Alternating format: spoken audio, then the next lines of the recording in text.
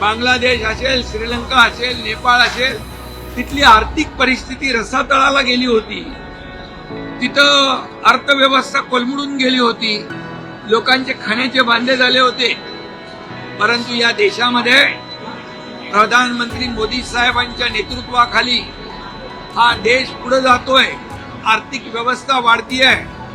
आर्थिक महासत्तेकडे वाटचाल आपला देश करतोय. जवळपास 80,000 लोकांना मोफत अन्नधान्य देण्याचं काम या ठिकाणी होतंय. 32 कोटी लोकांना दारिद्र्य रेषेच्या वर आणण्याचं काम देशाने केलंय. त्यामुळे हा फरक आहे. इतर देशामध्ये झालेलं अराजकता पसरलेली ती या देशामध्ये किंबहुना या राज्यामध्ये परिस्थिती उलटी आहे.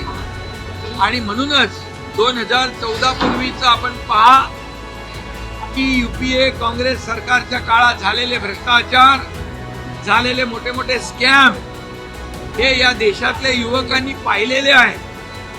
आणि म्हणून 2014 नंतर या देशातला युवा वर्ग हा प्रधानमंत्री मोदीजींच्या सोबत आहे.